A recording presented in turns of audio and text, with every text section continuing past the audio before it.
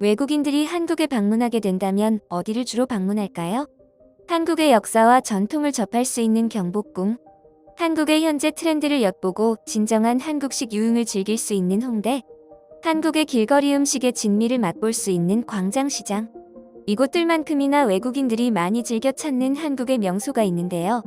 그곳은 바로 한국의 산입니다. 대한민국에서는 대부분의 장소에서 사방을 둘러보면 시야 안에는 산이 반드시 들어옵니다. 광활한 나주평야 정도 되는 곳에서만 한국에서 유일하게 지평선을 볼 수 있는 곳이죠. 그 외의 대부분의 지역에서는 어디에서든 360도 고개를 돌려보면 푸른색의 산등성이가 반드시 보이기 마련입니다. 국토의 70% 이상이 임야인 만큼 산은 우리 한국인들에게 매우 친숙한 장소입니다. 그만큼 한국인의 등산 사랑은 특별한데요. 산림청이 발표한 통계에 의하면 성인의 78% 이상이 한 달에 한 번 이상 등산을 한다고 하며 한국인이 선호하는 취미 1위의 자리를 놓친 적이 없다고 말합니다. 다시 내려올 거면 왜 산에 올라가냐고 누군가 우리에게 물어본다면 한 전설적인 산악인이 했던 거창한 말처럼 산이 거기 있으니까 라고 대답할 분들은 많이 계시지 않을 겁니다. 한국의 산이 흔히들 이야기하는 세계적인 명산처럼 어마어마한 산은 아니지만 도심 가까이에 있어 친숙하게 접근할 수 있고 누구나 부담 없이 오를 수 있는 게 바로 우리들 한국산의 매력입니다. 버스나 지하철과 같은 대중교통을 이용하여 한두 시간 내로 산 입구에 도착할 수 있죠. 산마다 임도도 잘 정비되어 있어 초보자도 쉽게 올라갈 수 있으며 다양한 코스로 등산객들의 자율성을 보장하기도 합니다.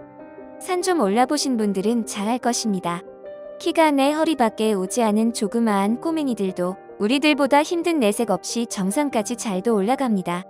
성인분들도 부담 없이 다들 가벼운 마음으로 산에 올라옵니다. 애기 엄마들은 애기들을 안아서 올라오고 아빠들은 유모차를 들고 오기도 합니다. 한국인들의 등산복 사랑은 세계적으로도 유별난데요. 한때 한국의 아웃도어 시장 규모는 전 세계에서 2위라고 기록될 정도였다고 합니다. 한국인들은 동네 뒷산을 가더라도 하이엔드급 장비를 구비하는 산을 절대로 만만하게 보지 않는 사람들입니다. 가볍게 오를 수 있는 템빨이 필요 없는 산이라도 굳이 자기들이 가지고 있는 아이템들을 자랑하기 위해 기본적으로 스틱부터 시작해서 안에 무엇이 들어있는지도 모르는 빵빵한 배낭 그리고 형형색색의 다양한 브랜드들의 향연을 보여주고 있는 등산복까지 완벽한 방비태세를 선보입니다. 오죽하면 해외에서도 한국인들을 구별하기 위해서는 화려한 색상의 등산복을 입은 사람들을 주목하라고도 하죠. 한때 중고등학생들의 부모님 등골을 휘게 만들었던 노스페이스, 캐나다 구스의 패딩 점퍼도 전부 다 등산 브랜드입니다. 물론 지금은 등산 브랜드보다 더 등골을 휘게 만드는 브랜드들이 많이 있긴 하지만요. 한국산의 인기 비결 때문에 영동이나 홍대, 고궁으로 가는 외국인들보다 한국의 산에 등산하는 외국인들이 최근 들어 급격하게 증가하고 있는데요. 어떨 때 보면 산행을 하는 사람들 중 절반 이상이 외국인이었다는 사례도 심심치 않게 들려오곤 있습니다. 등산할 때 외국인들이 한국인들과 달리 가장 큰 차이점을 보여주는 것은 바로 복장입니다. 외국인들은 한국인들과는 달리 등산을 아주 가벼운 마음으로 하는지 복장에 크게 신경 쓰지 않은 것 같습니다.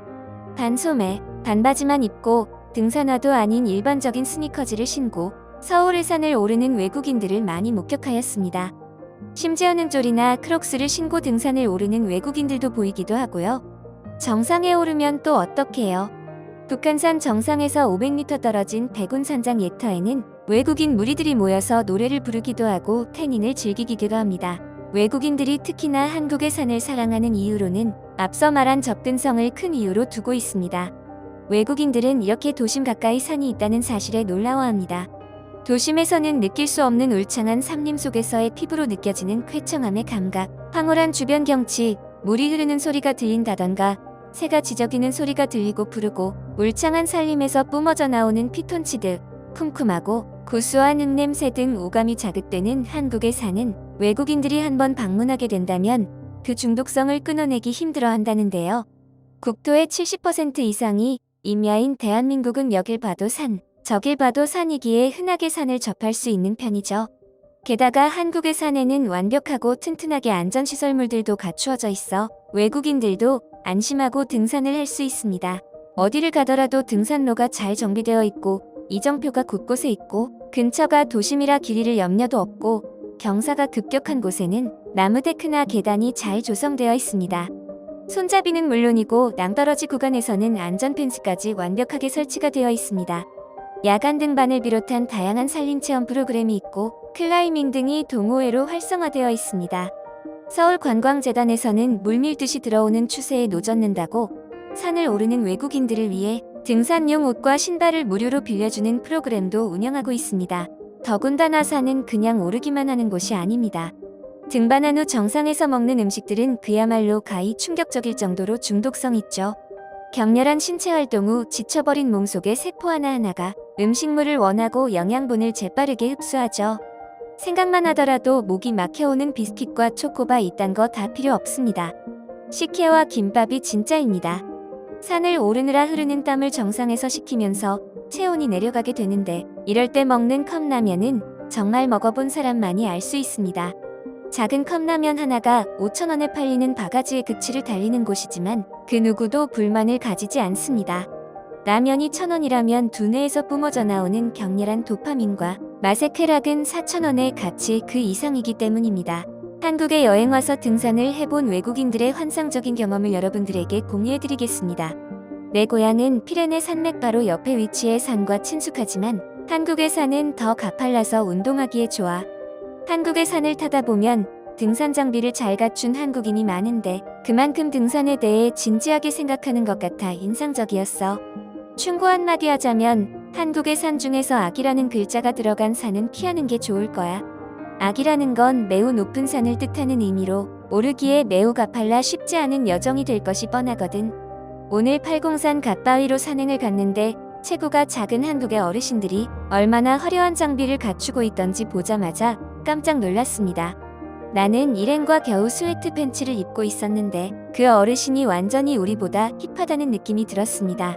대둔산에 등산을 하러 갔는데 다들 돈을 많이 쓴 것 같은 옷차림에 깜짝 놀랐어요. 산은 오름처럼 격렬했지만 내 신발은 잘 버텨냈고 괜찮은 산행을 이루어냈어요. 다음번에는 나도 같이 온 일행들과 형형색색의 화려한 네온 색감으로 앙상블을 이루고 싶습니다.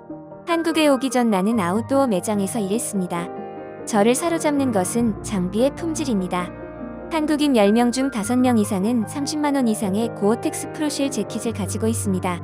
저는 미국에서도 70만원 이상의 아크테릭스 쉘을 자랑하는 몇몇을 보았습니다. 하지만 그들은 산행에 있어 그만큼의 충분한 장비가 필요하다고 생각되었습니다. 내가 우려하는 점은 일반적으로 한국의 의류 가격이 지나치게 높다는 것입니다. 그들은 외모에 엄청난 관심을 가지고 있으며 옷에 많은 돈을 쓰는 것을 꺼리지 않습니다. 그것이 실제 옷의 성능을 요구하기보다는 당신이 얼마나 부유한지 보여주는 것이라고 생각합니다. 자전거, 자동차, 낚시 등 많은 장비들이 여기에 적용됩니다. 비쌀수록 좋고 볼 수 있는 사람이 많을수록 좋습니다. 우리에게는 너무 익숙하기만 한 초록색의 동네 뒷산이 외국인들에게는 이색적이고 매력적으로 다가온다는 사실을 깨닫게 되었습니다. 우리나라의 아름다운 산과 등산의 환상적인 경험을 세계인들 모두가 누려보았으면 좋겠습니다. 시사를 꼬집어보는 시사꼬집. 오늘 영상 여기까지입니다. 구독과 좋아요는 저에게 여러분들에 대한 큰 원동력이 되어줍니다. 모두들 행복한 하루 되세요. 감사합니다.